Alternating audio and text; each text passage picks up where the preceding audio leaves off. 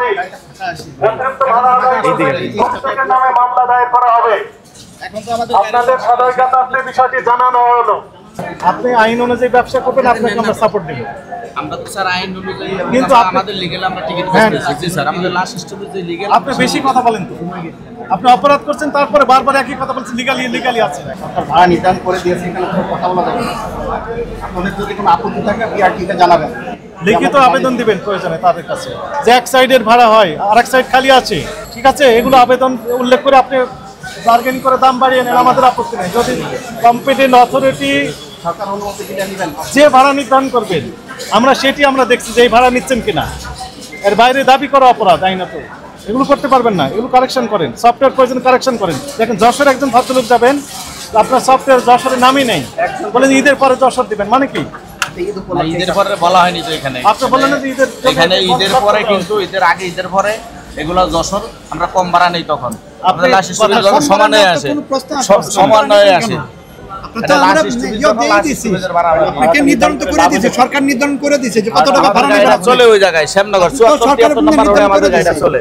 আপনাকে সতর্কতামূলক 5,000 টাকা জরিমানা আরোপ করা হবে, এক্ষুনি পরিশোধ করবেন, আদালত আমরা আইনগত ব্যবস্থা নেব, দ্রুত পরিশোধ করে যা বলবেন যোগ হতে থাকবে। আদালতে যান, আদালতে আপনাকে শাস্তিটা পড়ে শোনাই, 1 বছরের কারাদণ্ড, 50,000 টাকা জরিমানা, আপনাকে অথবা উভয়দণ্ড। উভয়দণ্ড আছে, আপনার লাইসেন্সও বাতিল হতে পারে, সাময়িক কার্যক্রম বন্ধ বাতিল করার যে কর্তৃপক্ষ আমাদের সাথে রয়েছে, সরকারের সর্বোচ্চ মহল থেকে এখন নির্দেশ এগুলো। আপনি যদি আমার রায়ের সাথে মানে সম্মতি না জানান, আপনি আদালতে যে রায়ের বিরুদ্ধে আপিল করতে পারবেন। আপিলে যদি আপনার কোনো সহযোগিতা লাগে, হ্যাঁ, জয় হয়, আপনার পক্ষে যদি মহামান্য হাইকোর্ট রায় দেয়, তাহলে এই টাকাটা আবার রিফান্ড পাবে। এর আগ পর্যন্ত সরকারি কোষাগারে জমা হবে। প্রথমে বলছে আমার এখানে কোনো যাত্রী নাই, সবই আমার শ্যামনগরের যাত্রী। আচ্ছা, শ্যামনগর পর্যন্ত টিকিট বিক্রি ঠিক আছে, আমরা মুখের কথা, আপনার ডাটা শিট থেকে ফোন দিলাম 2-4 জনকে, বললো যশোর নামছি, কেউ আরেক জায়গায় নামছি, কেন বললাম আমাদের বাধ্য, আমাদের শেষ ভাড়ায় নিবে। তাহলে ওনার কথা তো মিথ্যা কথা বলেছে। মনিটরিং টিম নাকি ঈদের পরে জি জি ভোক্তা অধিকার আসছে নাকি, আপনাদের কোনো শুনানিতে গেছেন এই পর্যন্ত? আমাদের একবার সামনে যেন আর না আসে কমপ্লেন, আমরা থাকতে আমরা গাবতলীতে যাইনি আজকে। জিনিসটা তো যেখানে লেখা আছে এর বাইরে তো আপনি যাও থাকে না।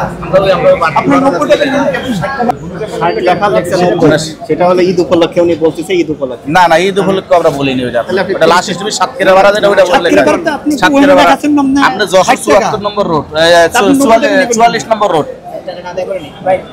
আপনার রোড হলো 44 নম্বর রোড, আপনি যশোর 44 নম্বর রোড দেখাচ্ছেন আপনি। আমরা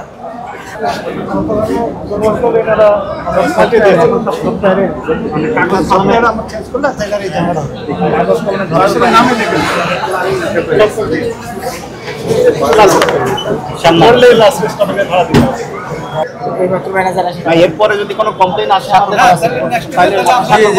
বড় ব্যবস্থা নিব, কত ব্যাখ্যা আছে আমরা শুনতে পারবো তখন। এই জায়গাটা আপনার নাম লেখা, সরকারের খাতায় এখন তথ্য চলে আসবে, এরপরে যদি আবার অভিযোগ আসে এই পরিমাণের নামে, তখন সর্বোচ্চ শাস্তি হবে। আপনার নাম লেখেন এখানে।